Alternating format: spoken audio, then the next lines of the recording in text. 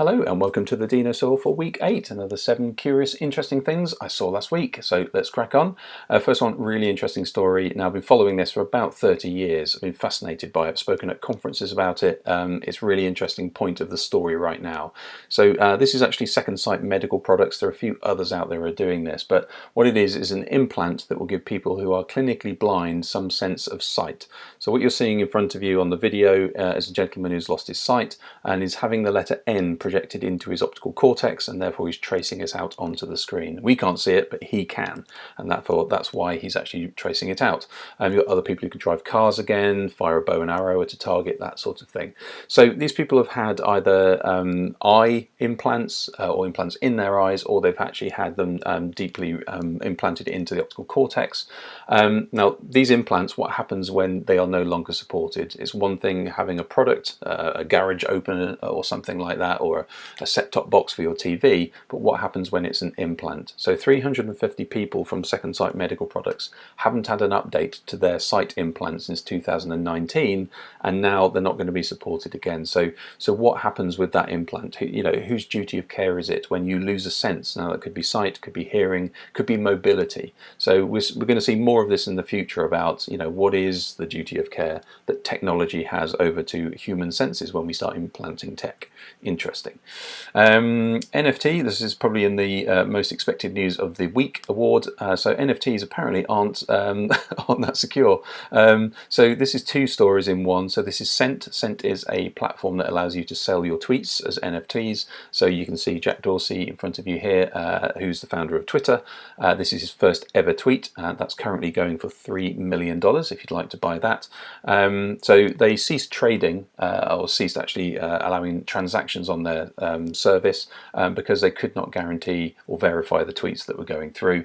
And at the same time, you've got OpenSea, one of the largest NFT platforms, who have a free NFT minting process. They limited it for a few days, I think it was, to about 50. You're only allowed to do 50, which is still quite a lot. But there was a bit of a backlash and they lifted it, but they put that restriction because they were seeing so many people just faking NFTs. So an artist would come out with an NFT and almost instantly people would just start generating identical copies of it, or broadly identical copies, even linking to the same artwork. And this is a growing trend, which is faking NFTs.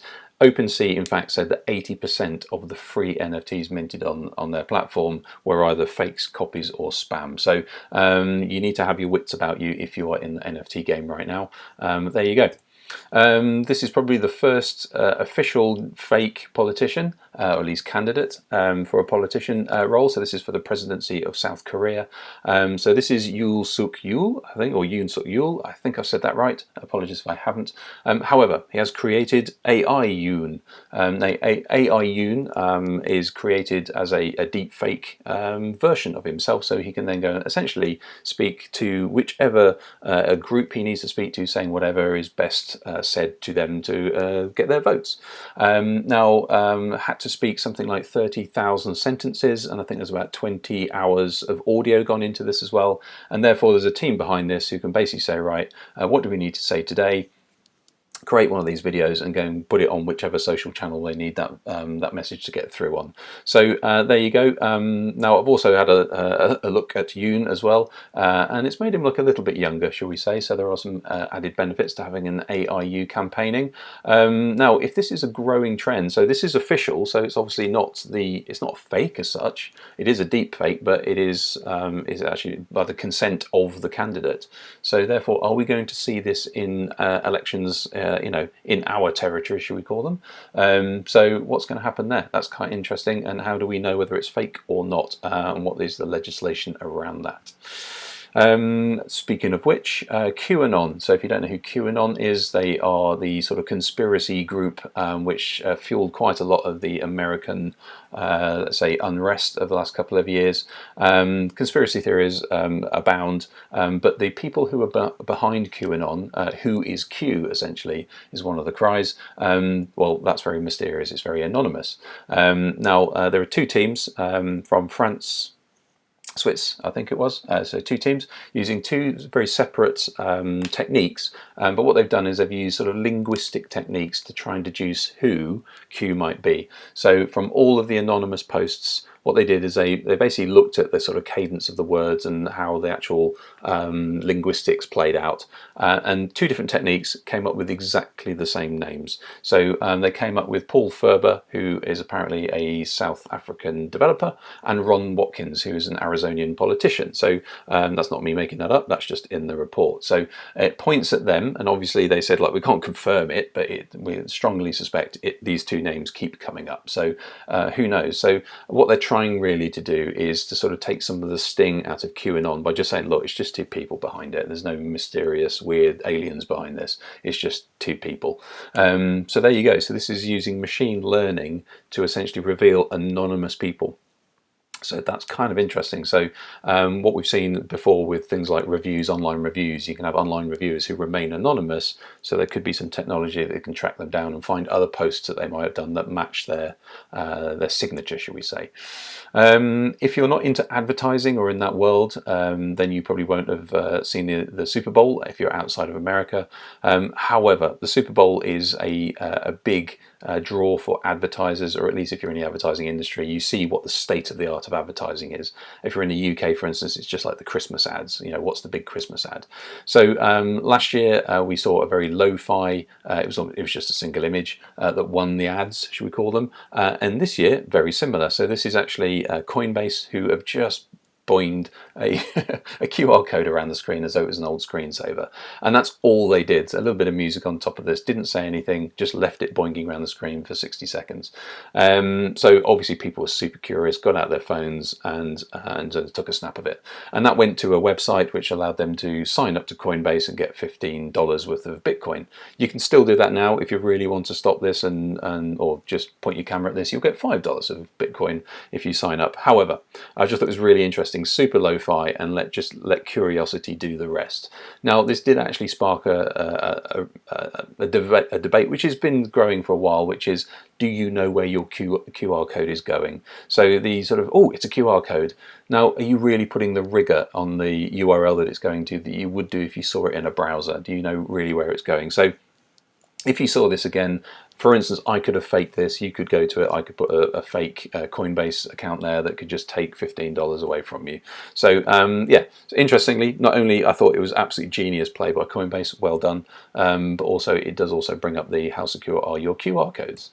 There you go.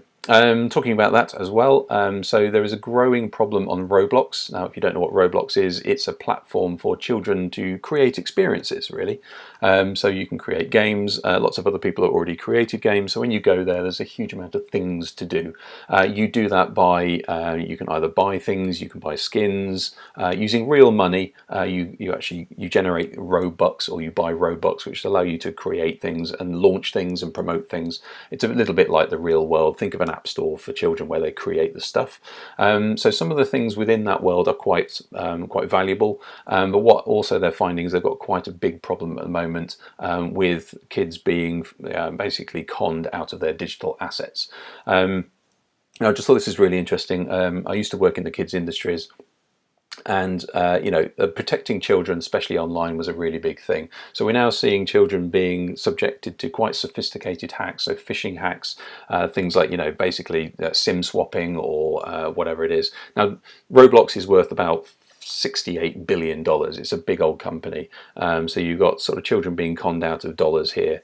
So it's really interesting. Again, there's that sort of, what is the duty of care? I've said that twice now. What is the duty of care to children? Obviously Roblox is nothing to do really with them, but this is something that happens once you've had your stuff stolen. As you can see from this screenshot, this little smiley licking lips face was stolen from somebody on Roblox, and then you can see it on a Discord server being sold for offers of Bitcoin. This is happening more and more, so there you go. So yeah, it's really just to say that's happening, and we're seeing it move from hardened criminals going after banking details, and actually they're now going for the soft spot. So if you work in the kids industries, this is a really, really big deal at the moment. And finally, we have, we'll probably all have our all staff updates. And this was Tuesday's all staff update from Mark Zuckerberg over at, I guess, let's call it Meta.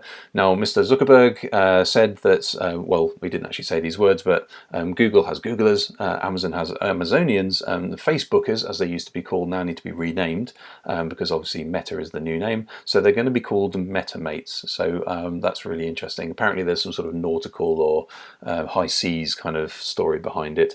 But there you go, shipmates, etc., etc. But there you go, just that was really interesting. So when you have your Monday morning meetings or whatever they're called, you might want to consider maybe table the proposition that you will call your colleagues something specific to your company. And what would that be? Comments below or whatever they say on the internets. There you go. Hopefully that was interesting. Hopefully that was useful. Hopefully you found something that just going to get the synapses working. If you did, give us a like, share it with somebody, whatever you need to do. Other than that, I will see you next week.